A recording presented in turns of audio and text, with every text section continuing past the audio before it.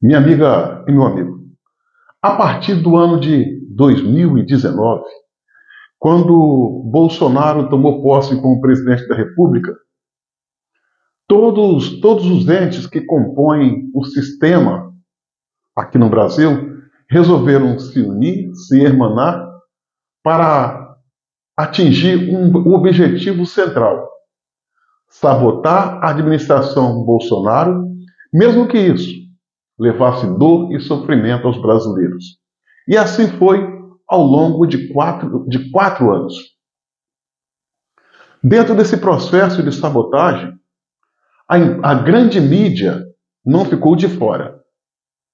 Elas criaram um consórcio de mídia liderado pela Rede Globo de Comunicação para disseminar mentiras, ocultar os fatos positivos do governo Bolsonaro, como também criar narrativas distantes da verdade em desfavor da administração do governo. E assim foi durante os 4 anos. Porém, essa coisa se acentuou muito mais, escalou de uma forma sem igual, até responsável e lesiva à pátria, no período da pandemia. Naquele período em que surgiu a pandemia, até o período das eleições para presidente, que ocorreu em 2022, foi verdadeira pauleira. A imprensa não deu trégua, agiu de forma descolada da realidade, disseminando mentiras, fake news, atacando o governo e seus apoiadores o tempo todo. A imprensa deixou de lado aquele compromisso de levar a notícia, o compromisso com a verdade. Não. Eles se limitaram a fazer militância e transformar as suas redações em extensão de diretório partidário, sobretudo de partidos de esquerda. Bom, veio as eleições, com todo aquele bombardeio contra Bolsonaro, aquele processo de desumanização de sua pessoa. Lamentavelmente, o resultado das eleições, embora estranho, foi desfavorável a Bolsonaro e, naturalmente, favorável a Lula.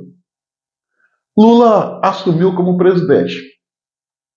8 dias após a sua posse, criou um factoide, a tentativa de golpe de Estado.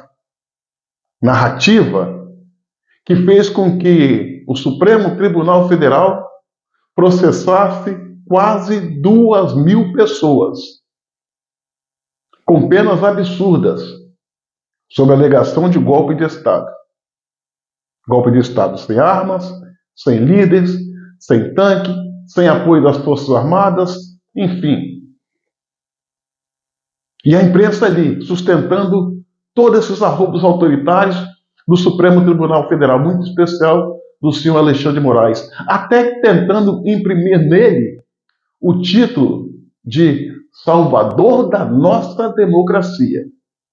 E ele inflou, ele acreditou, passou a se sentir, ainda que equivocadamente, o dono do Brasil. Alguém que pudesse rasgar a Constituição, jogá-la ao chão e fazer o que viesse à cabeça. E assim foi, até a presente data. A imprensa, ela endossava tudo isso. Os grandes veículos de comunicação como Globo, Record, ligada à Igreja Universal, SBT, Bandeirantes, Folha de São Paulo, Estadão e tantos outros, nesse consórcio do mal, dava sustentação midiática a Alexandre de Moraes. Só que o senhor Alexandre de Moraes e os seus demais companheiros de corte erraram na mão. Passaram a abusar além da conta e se virando contra alguns daqueles que lá atrás os defendiam. A começar, o fato mais recente é o fato de ter colocado em pauta para votação o Marco Civil da Internet. com o claro objetivo de regulamentar a mídia. Só que o Marco Civil da Internet já é a regulamentação do uso das redes sociais. Quem diz que as redes sociais agem como terra de ninguém, mente. Em 2014, o Congresso Nacional votou o Marco Civil da Internet. Tem lei. E o Congresso Nacional é o local apropriado para discutir e votar esse tipo de matéria, e não no Supremo Tribunal Federal, como ocorreu no decorrer da semana que passou, e talvez se estenda ainda mais porque a votação ainda não foi concluída. O que eles querem, o Supremo Tribunal quer fazer com essa regulamentação? Primeiro, calar o povo, censurar, essa é a palavra, não tem outra. E é medo das fake news? Não, ninguém dentro do sistema tem medo de fake news. O sistema tem medo são das verdades ditas. E com tantas verdades ditas, com tantas verdades em desfavor do sistema, quem é bobo de perder tempo em usar fake news? Sem contar que existe um outro fator. Trazer esse marco civil da internet para discussão sobre ser ou não ser constitucional é uma forma que o próprio Supremo Tribunal Federal inventou de querer dar um troco num presidente dos Estados Unidos, Donald Trump. Pois esse anunciou que vai sancionar Alexandre de Moraes. E o Supremo Tribunal Federal, em um gesto impensado, trouxe essa questão à pauta de forma a transformando em inconstitucional o Marco Civil da Internet como forma de atingir as plataformas digitais. E todos sabemos que a maioria esmagadora das plataformas digitais são americanas. É o Supremo Tribunal Federal querendo censurar empresas americanas, querendo fazer retaliação contra o governo daquele país. Em um gesto de loucura e insanidade, mostrando que a justiça não é prioridade para eles. A prioridade são as questões pessoais, de grupo, baseado e turbinado na vingança. E a imprensa agora, a Folha de São Paulo, soltou nesse último sábado, dia 7 de junho, um editorial.